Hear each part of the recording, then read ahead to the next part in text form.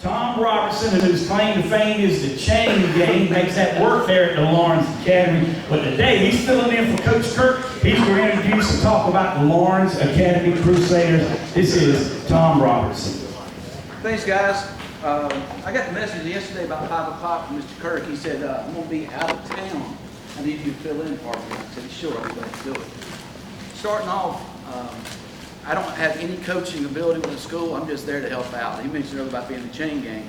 So that's the closest I get to the team. If you've never been able to do that, I recommend that you get a chance to do it. If they ask you to volunteer, take advantage of being on the chain gang, because that's as close as you can get to the action without actually having to do anything except move along with the ball. I will warn you, you'll hear some things. And if you're on the visiting side like I am, you'll hear things about your offspring. You hear things about some of the teammates that the offspring played with, so it's a unique experience. So if you get a chance, I welcome you to do it.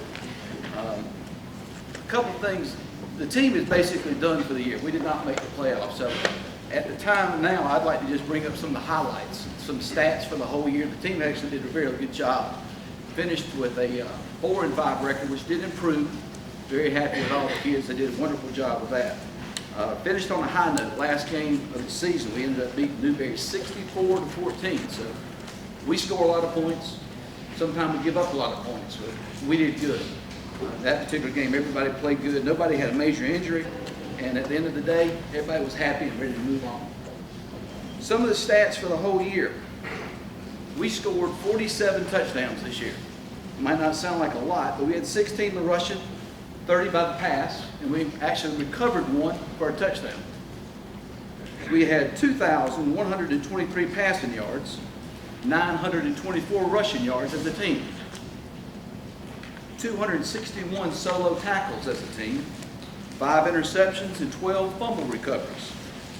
The team scored 334 points, which averaged 37.1 points per game. I got a couple of players with me now. Let's call them up and tell you a couple of their stats. First one is Diamante Grant. Diamante, you stand up. Diamante is a sophomore. He plays defensive end and tight end for us.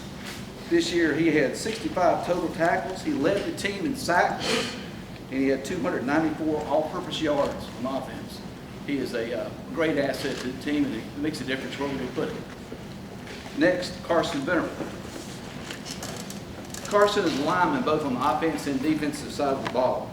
Carson had 41 tackles, 2 fumble recoveries, and in the last game he intercepted a handoff, ran it back. He got caught, but he did start running back about 20 yards.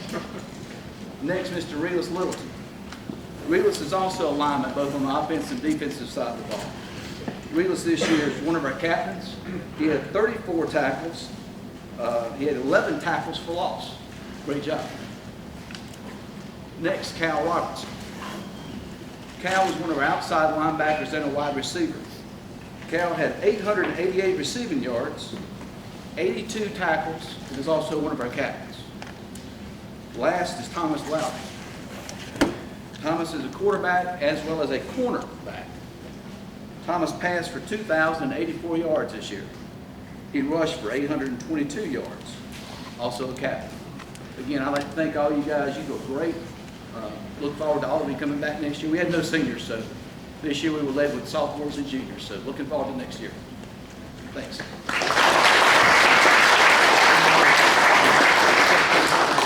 You do a way better job, Coach Kirk. Thank you. A little bit less injured. From now on, you are Coach Robertson. All right, up next, the Lawrence Raiders this past Friday night, or 2 Friday nights ago, won their region. No, Coach Liner, at the beginning you really thought that you guys would get that accomplished. You did. Now you start the playoffs tomorrow night against Blythewood. We wish you nothing but the best. And Coach Liner, you front and center right here. First of all, I'd like to congratulate Lawrence Academy and Clinton High School this year. It's follow you every week, guys. Always check the scores. In fact, Coach Fountain and I text back and forth after games a lot of times, and it was great to see that football in this county is getting better. Starting with you guys, you had a much better year and did some really good things. And I think if you look at Clinton every week, and what they've done, especially the last 3 or 4 weeks. I know they've had some nail biters, some games they probably should have won and didn't, but they've gotten better every week, man. We're happy for you guys to get that football back on the map in Clinton, South Carolina, and at Lawrence Academy. So first of all, congratulations both of y'all. Just flipping back just real quick, 2 weeks ago, we played T.L. Hannah. I think Coach Boyd was at that game. Played T.L. Hannah for the region championship, and it's an incredible atmosphere for those of you that were at the game. It was so nice, and I tried to tell everybody that came into the huddle with us that, you know, how much we appreciated the support. You know, it's been tough. It's been a tough 6 years at times. There's been a lot of you that have stuck your necks out for us and not let people trash us at Vilo and so forth. And there's a lot of you that, even some of the ones sitting in this room, were the ones doing it. We love you anyway. It's okay. I'm not mad at you. But it's nice to get to this point where that light at the end of the tunnel is not a freaking train. And it's been hard. It's been difficult. I can take very little credit for that. We've got a really good coaching staff. We've got some awesome young men that represent us, and we'll talk about those guys in a second. But that was an awesome football atmosphere, awesome game. We were able to come out victorious, and then this past Friday night, in a game that probably worried me more than any other game all year, to be honest with you. We didn't really have anything to play for other than pride and just trying to go undefeated in the regular season in the region. We were able to score 60-something points against Easley and came out with a big W this past Friday night. Really proud of these guys. First time in 23 years that Lawrence has gone undefeated in the region. We beat Greenwood 3 out of the last 6 years with these guys. That had also not been done in 20-something years. They've accomplished a lot in a short amount of time, and we're certainly excited for it. We've got Blythewood tomorrow night. I think it's the first time Lawrence has ever played Blythewood in football. They've got some dudes on offense. They got a kid that's been offered by Penn State. They got some guys, so it should be a fun game. It should be an exciting game. We've had a great week of practice. The good Lord has blessed us with some awesome weather. I don't think He's going to bless it with us tomorrow night, but that's okay. I like it when it just gets bone-chilling cold. I like to see the guys that really aren't football players on the other sideline. Yeah, you know, I love it because you can tell real quick that that guy's going to lose. So I enjoy it getting cold. I enjoy it getting tough. That's kind of our MO anyway, is we just try to out-tough you. So I think it's going to be exciting tomorrow night. I did bring our senior captains again. We brought them the first week of the season. I thought it was appropriate to bring them the last week going into the playoffs. And these guys have done an unbelievable job. I put this in their game plan. They haven't read it yet. But we put a lot of stuff. We got about a 10-page game plan that we give to them every Thursday. And one of the things that I mentioned to them was just how proud I am of these guys not quitting, not listening to the people telling them to transfer, not just going and playing another sport, not giving in to all the crap that goes on in 2019 that really just doesn't make sense. That, you know, if my granddad was still alive, he would climb up out of the hole and whip my butt for even mentioning it. It's sad, but these guys have weathered that storm, and they have done it in a way that would make every one of you happy. I just want to introduce them real quick. Quinn Patterson, if you stand up. Quinn has caught 2 touchdowns the last couple weeks. If you'd have told me when he was a 9th grader that he would have caught 2 touchdowns against Hannah, and actually almost had another one, had a fake punt called back. As a 9th grader, I'd have never believed you. In fact, I'd have gave you $500 and flew you to Vegas. But he has been awesome, and he's a really good high school football player. And I never dreamed that would happen. That's credit to you, son. I appreciate you. Jackson, man, I can say the same exact thing about him. I knew he was going to be a really good player. I didn't know where. Jackson had always been a quarterback, but he has become a dominant linebacker. If you watch him play, he is tough, he is mean. He is the guy you want him playing inside linebacker. And he's done an unbelievable job for us. Appreciate it, Jackson. Dwayne Martin just takes over games. He's done it all year. When he wants to take over, he does. And again, I've made numerous comments over the last few months about Dwayne and how much we appreciate what we feel about him, and so I'm not going to continue to make everybody vomit, so good job, Dwayne. And then Ryan Campbell, okay? Ryan Campbell has been the best quarterback on the field in every game this year. I never dreamed I'd say that, son. I really didn't. And I'm sure there's times you didn't either, if the truth be known. But you have been the best quarterback on the field in every game this year. And grown leap years. All of these guys are awesome students, all A's and B's, and they're even better people. And that's me as the head coach of Lawrence High School, the thing I'm most proud of. Appreciate it, guys. Thank you, Coach. Before I bring up Coach Fountain, I think y'all know me well, and I try so hard not to show my bias with the Red Devils. I mean, you know that I love everything Clinton High School athletics. But I just want to tell you right here, like I've told you 100 times, Todd Kirk's a great friend, Chris Liner, Kent Haltiwanger, but I want you to know this. I've heard all my life that the mark of a good football team is a team that shows improvement from week to week to week. That can only be because of coaching. Let me tell you something. The Clinton Red Devils exemplify that. Number 4 seed, you say we squeaked in the playoffs.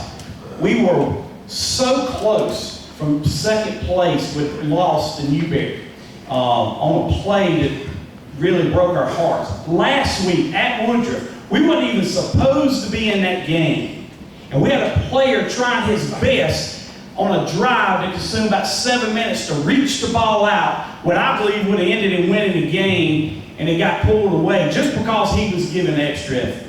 So indulge me when I bring up the Clinton Red Devils head football coach, because this man has embraced every tradition that Clinton has, and yes, indeed, the Red Devils have got better week after week. And he told Gene on that field last week at Woodruff, we ain't just happy to be in the playoffs. We're going to Camden to win the football game. Coach Corey Fountain.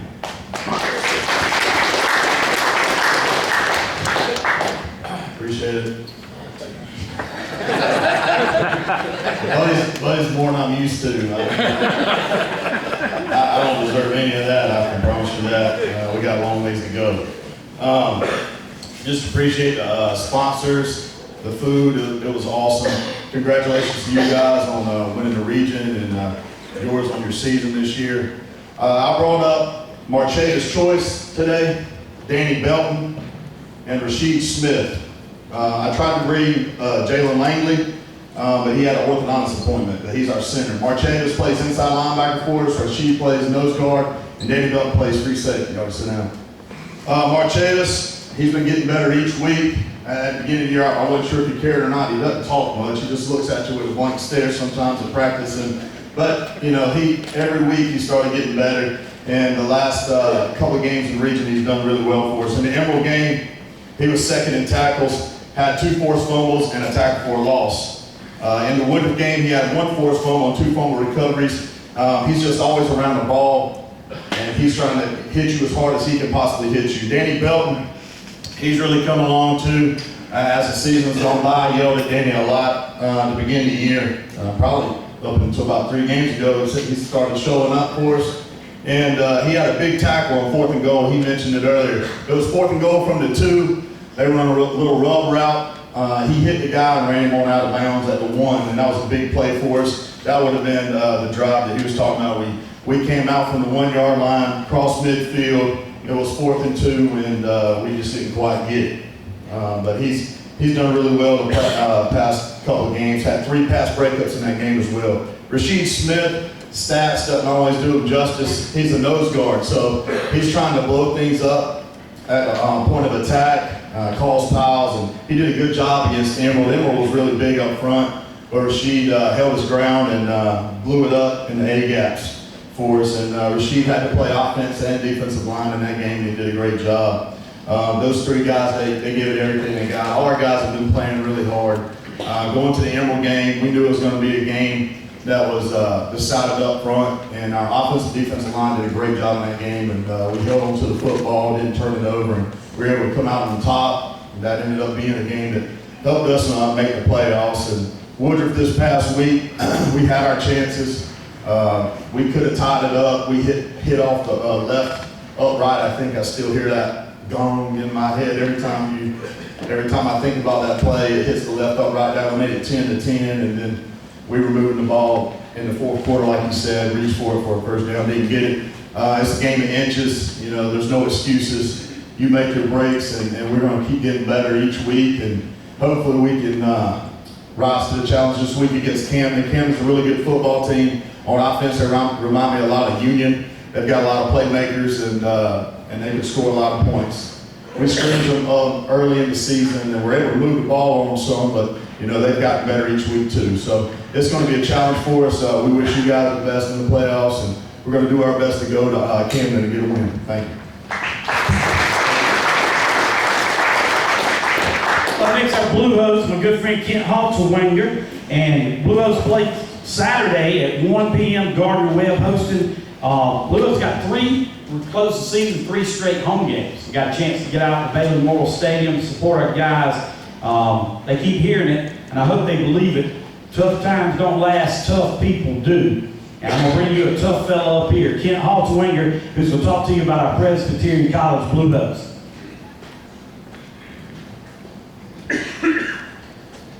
Thank you, buddy. Appreciate y'all having us back. And as always, we appreciate this touchdown club. Y'all know how much it means to me and how much it meant to me as an athlete coming through Presbyterian College to get honored by this club a long time ago, back in the dark ages. So keep it up, keep it going. Hey guys, great job, coach. Great job, coach. Hey, this group right here, they got a great coach too. You got 3 great high school coaches in this county, and y'all be proud of them. They all do well. We are finally coming off of our tour of America. And we actually get to come home for a few games. We've got the last 3 games are home, all at 1 o'clock. Come on out here to see us play.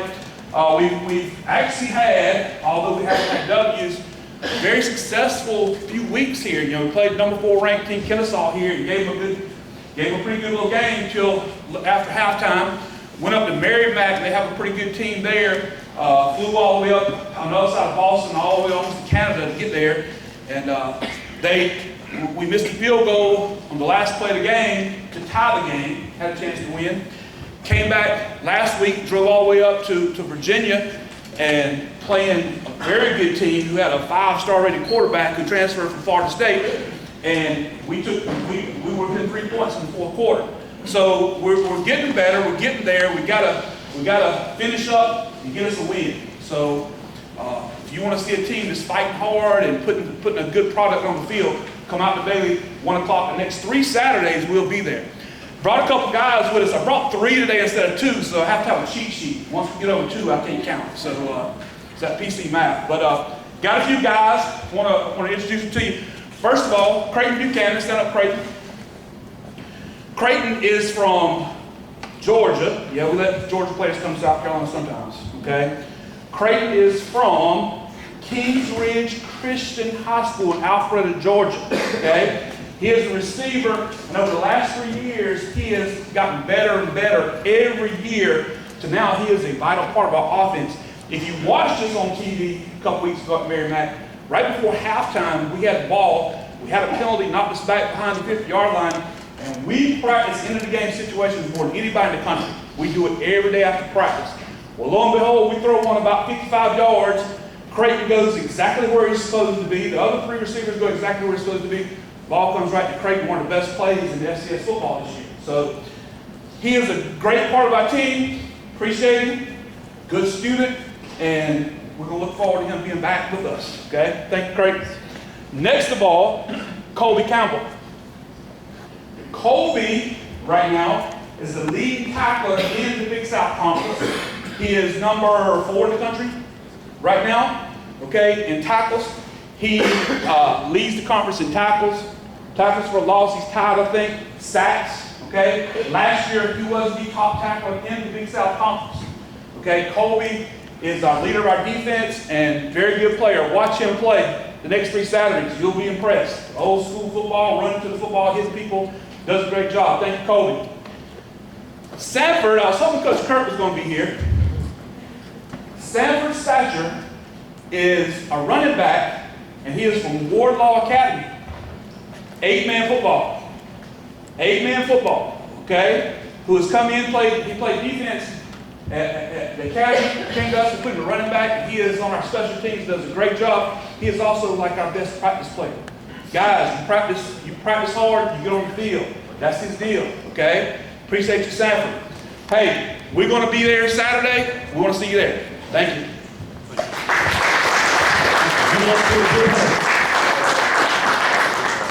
I'm going to ask Gene Simmons here to come up. We got a presentation. We got a special way we were going to introduce you today, Coach Boyd, because we know that Coach Strock is a legend. He's a Blue Hose legend, okay? Now, Coach Boyd has gone all over the upstate. So many people are proud of the fact that Erskine's coming back, okay? He spoke at touchdown clubs, he goes.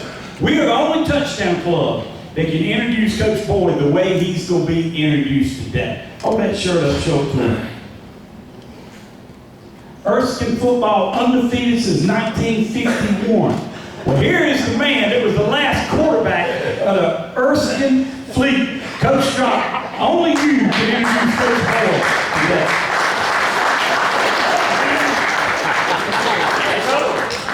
I still got 3 years of availability. Come on over. Blend right in. It's so good to be able to introduce Coach Boyd. You know, I think that he needs to know a little bit about Erskine football, the history. The last football team that we had, I want you to go back to 1951. November the 17th, 1951. I want to take you into the dressing room of the Erskine College football team. We've come off the field from warming up. Coach McMillan, the name of our coach was Coach Johnny McMillan, and it's right ironic because the name of the coach for Presbyterian College who we were playing that night was Coach Lonnie McMillan. There's Strock and Johnny McMillan over here, and there's Coach McMillan, Lonnie McMillan, and Art Baker over here. Art, spoken many times at the club, and sat back there a year ago. Now, this is what's happening. I think Coach Johnny McMillan knew we were going to drop football. And there were tears coming out of his eyes. He was giving a great motivational, emotional pep talk. And here was an old 18-year-old quarterback. Tears were coming out of his eyes, too. And we're getting ready to go out there and play those Blue Hose from Presbyterian College. We're getting ready to go out the door, and one of my starting guard, right guard, he grabs me by the arm. And he said, "Stop, don't go out there." I said, "Why, Joe? Let's go get those Blue Hose." He said, "No, don't go out there. There are 2 policemen out there that are going to arrest us for impersonating the football team." That is an honest, true story. If you want to know about the chemistry or the character, that was the 1951 Erskine football team. Now, it's certainly enough of this tomfoolery. Let's get around to introducing Coach. It's my privilege to introduce to you the head football coach at Erskine College, Coach Shap Boyd. Coach Boyd is a graduate of the University of the South, where he played football. He also earned his master's degree at Middle Tennessee State University. Now he especially seemed to be on the defensive side of the ball and has had outstanding tenures at Washington University in St. Louis, Muskingum University in Ohio, Lycoming College in Pennsylvania, the University of the South, Lock Haven University of Pennsylvania, and he spent 5 seasons at Jacksonville University as an associate head coach and defensive coordinator. Jacksonville is a member of the Pioneer League, which PC is going into in 2 years. They'll have independent schedule, and then in 2021, we'll be in the Pioneer League. Before coming to Erskine, he spent 3 years at the University of Virginia at Wise. He's a no-nonsense type of guy, and he mans high standards and great character from his coaches. And he coached at 7 different institutions, and each place he's coached at, on the defensive side of the ball, they have improved tremendously. Give an example, I think it was at Virginia Wise, which he coached at before he came to Erskine.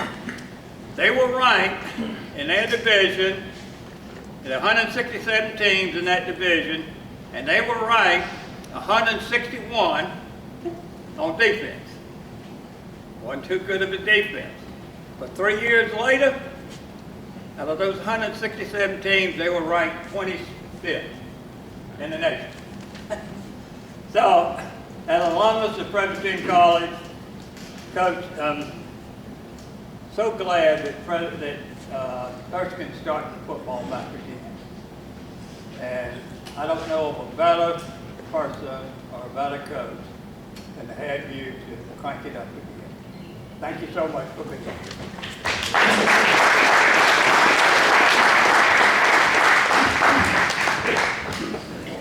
Typically, I don't need a microphone, but we'll see how this goes.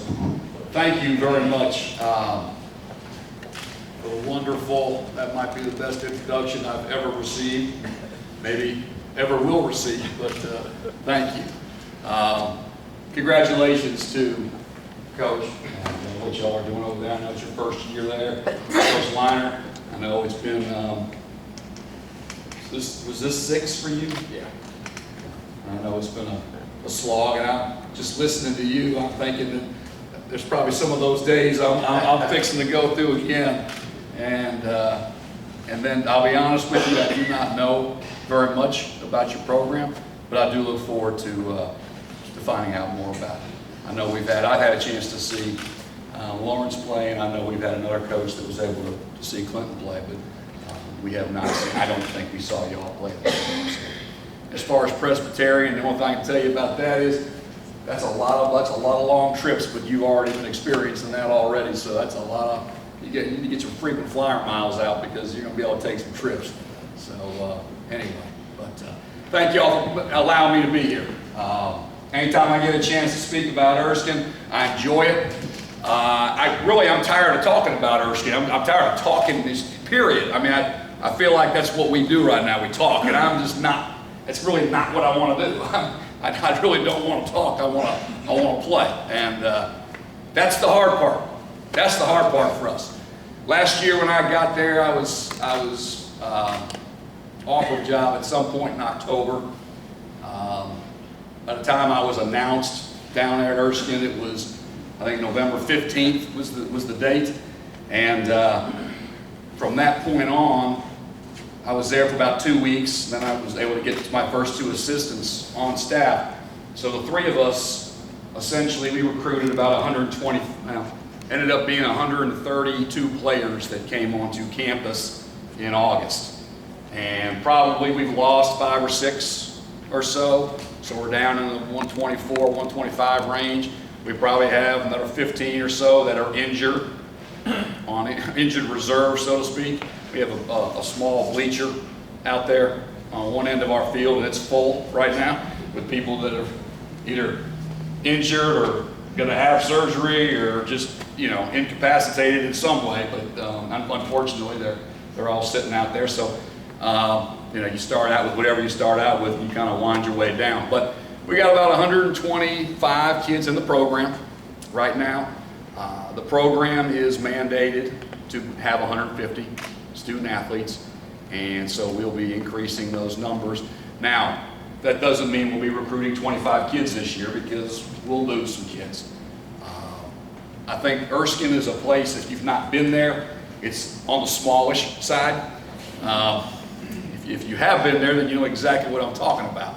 we got a Dollar General, we got a couple restaurants, we got a gas station, a bank, and I don't think I missed anything. I think that's a hardware store. Forgot the hardware store, so that pretty much sums it up.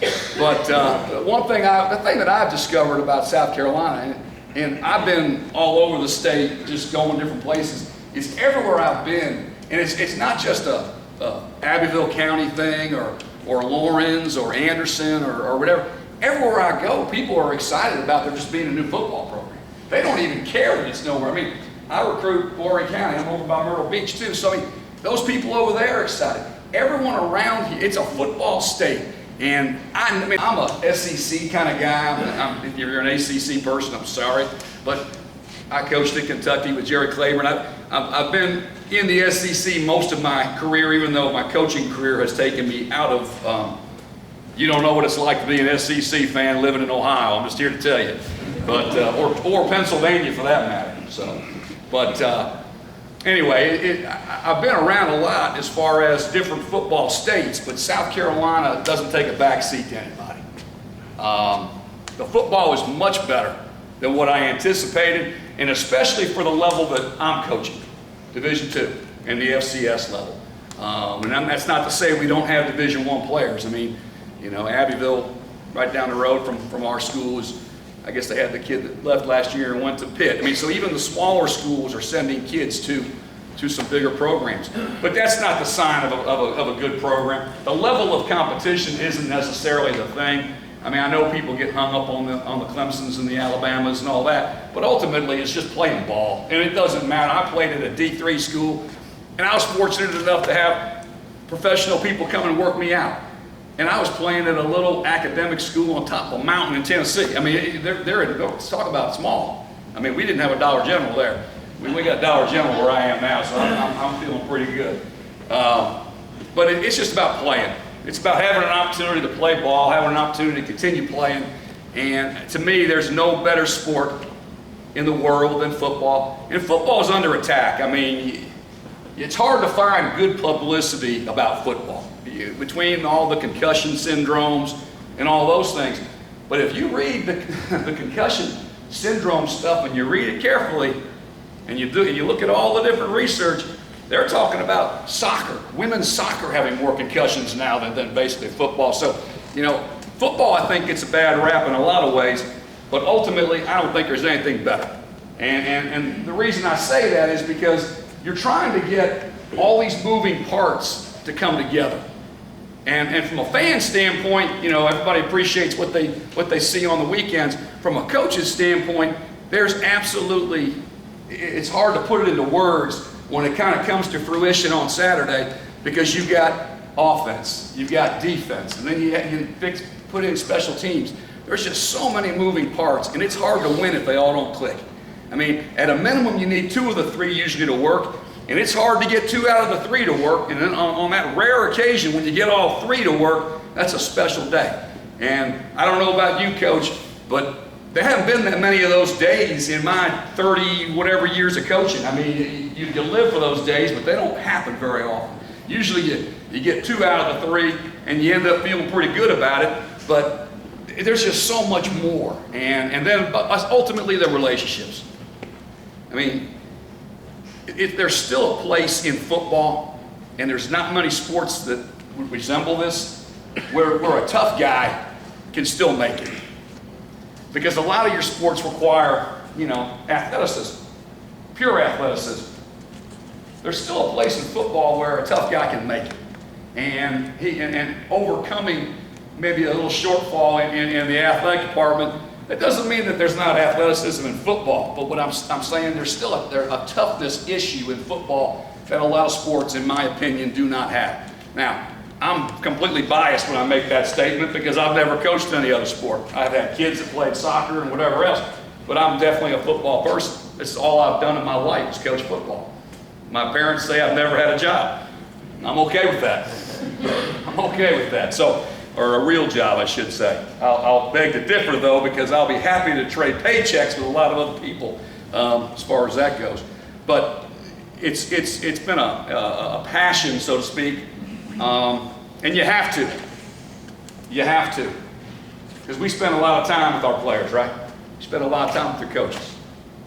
Maybe more than you want at times. But ultimately, you know, it's a work, but it's a love, and it's something that you can't do it. You can't fake it. You can't fake it. If you're faking it, you're out of the deal. You're not going to be around long. You're down the road. You're selling insurance, or you're doing something else, but you're not coaching. If you've been in coaching for any length of time, there's no way to fake it. There's no way to fake it. You know, it's an all-in kind of thing. And that brings me back to what I'm trying to do at Erskine right now. All in. All in. Trying to get coaches to come. People think, oh yeah, you know, the AD, nothing against ADs, but you know, they don't always necessarily have all the answers. And I've got a really good AD. But you know, they just think people are lining up wanting to go be a startup program. I said, I think you're mistaken. There's just not a lot of people that want to go to a startup program. The people that want to go to a startup program either don't have jobs or, you know, whatever, but they're not just beating the doors down to go hang out with me in Erskine and Due West, okay? So, I mean, I had a coach that one of the guys that helped me start the thing left. He was with me 3 months. During recruiting, I had a question from one of the parents. Well, how long are you planning on being here? I said, well, I just got here. I said, I don't know what you read in the papers. This isn't, you know, I'm not Dabo. I'm not, you know, Muschamp. I'm not, you know, people aren't probably going to come beating the doors down and drag me out of here and take me somewhere else. But hey, if somebody wants to offer me millions, I'll probably have to at least look at it. That's probably not happening where I am right now. But ultimately, trying to get guys to come in there and that want to be part of it. You know, when I was trying to put the staff together, I asked a couple people. It's the same thing I ask of our players. I asked a couple people. I didn't like their response. I knew they were good coaches, but I needed all in. I didn't need lukewarm. We can't build what we're trying to build now with lukewarm. If you're lukewarm, you're not going to stay. You're not going to stick. You're not going to be there. And ultimately, I will tell you that in life, if you want to be good at something, if you're lukewarm, you won't be. There's absolutely nothing you can do in life where you can be lukewarm and be successful. Nothing. That doesn't exist. You got to be all in. Now, you can be mediocre, but let me ask you this. Who sets out to be mediocre at something? I tell people there's only one thing I really don't care about having to be mediocre at. That's my golf game. And if I started playing more of that, then I'd be mad at being mediocre at that. But I play so little of it that I don't worry about it. I'll be mediocre because you know what? I still get to swing as hard as I can, that little white thing. And every once in a while, I'll hit it where I want to. Okay? So I'll be mediocre there. But ultimately, it's not about being mediocre. Are you guys trying to be mediocre over there? Because if the answer is yes to that, he's probably going to make y'all walk back. Okay? No one wants to be mediocre. You guys aren't trying to be mediocre, are you? So that's kind of what I'm trying to get right now. I'm trying to get our guys to understand that. The biggest thing that we're trying to get done right now at Erskine is accountability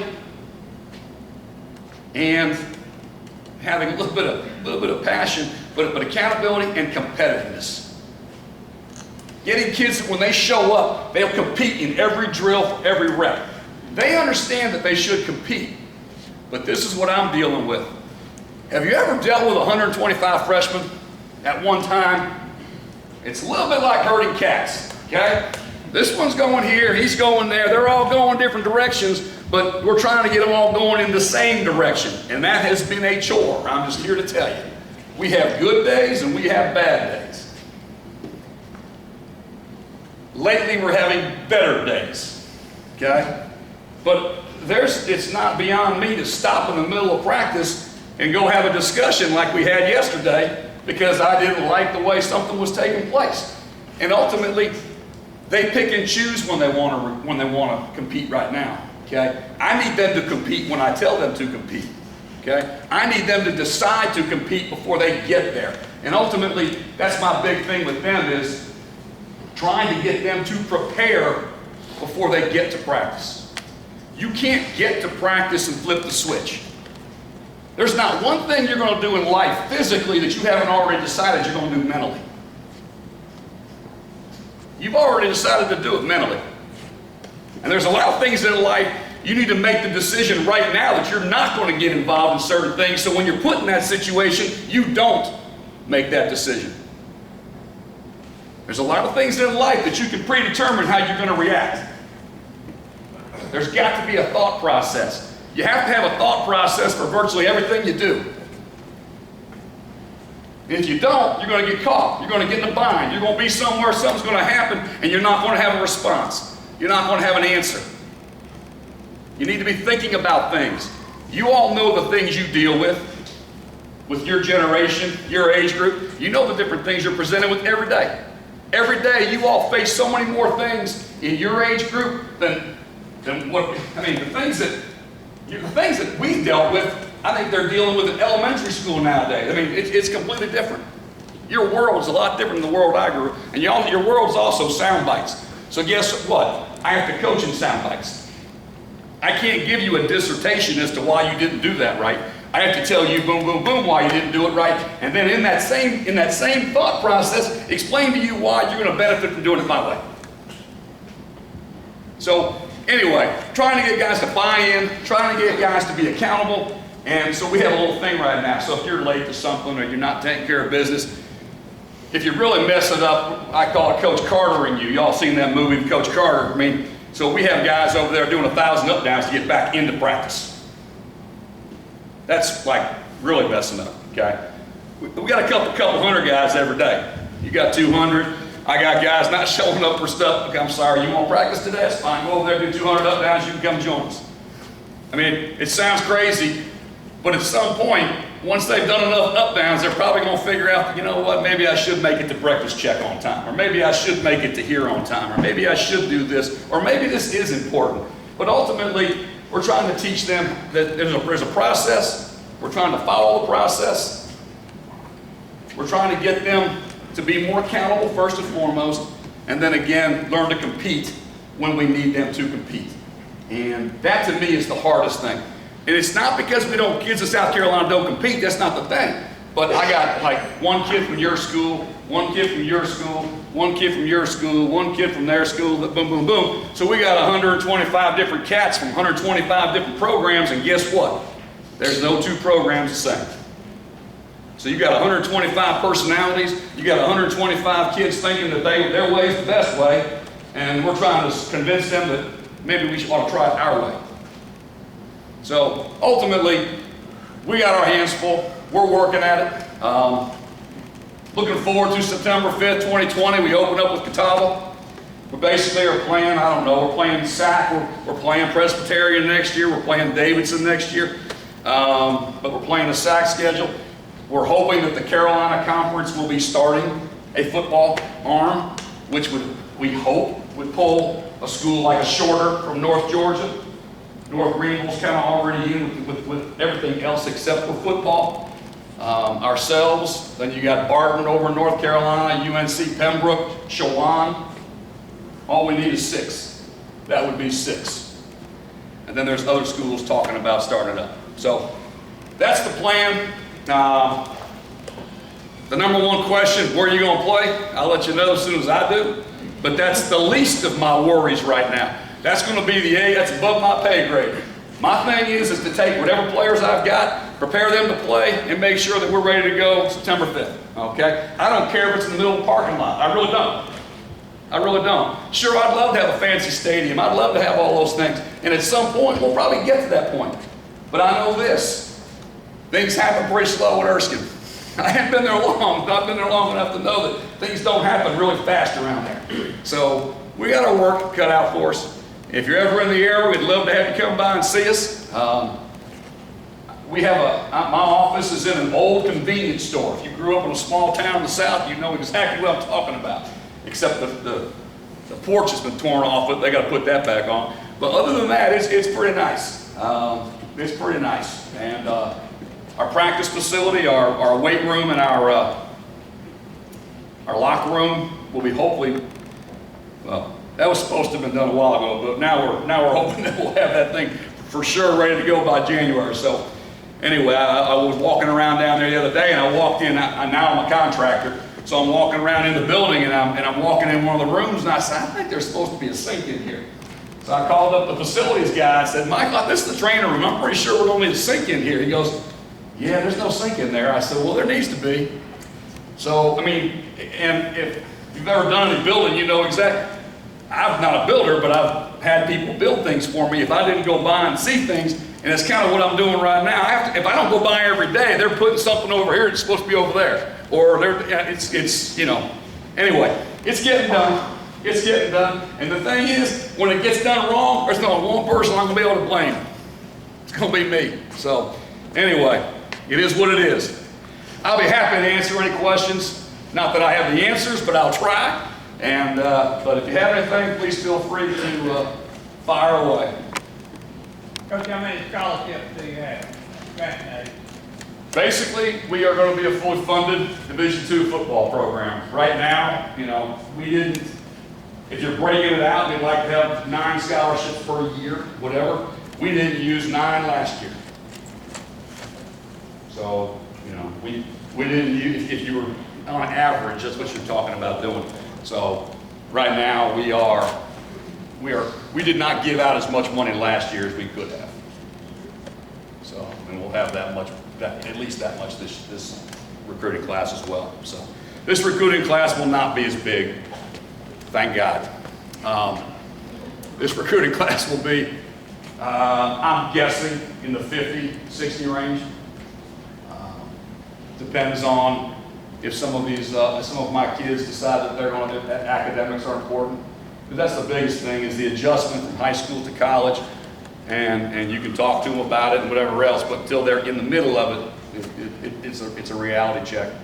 So that's kind of the big thing we're going on right now. And typically, you know, you're talking about having somewhere between 30 and 40 freshmen in any program, okay? So when you're talking about 30 to 40 freshmen, then you're going to have certain kids within that 30 to 40 that are, you would say, are more high risk than others, okay? Well, multiply that by 3, then that's kind of what we're looking at. So, anyway. Any other questions? Thank you all very much for your time. And like I said, if you're ever in the area, please come by and see us. The product is not very polished right now, but it's getting better slowly. And we look forward to see what we can get done next year, because I'm really tired of practicing. And if I'm tired of practicing, I know our players are. So we're practicing like every other day. We're not even trying to do it every day. I couldn't imagine trying to get them to practice every day. I think I'd be beating my head against the wall. So anyway, it's every day is a new adventure. So anyway, thank you all very much.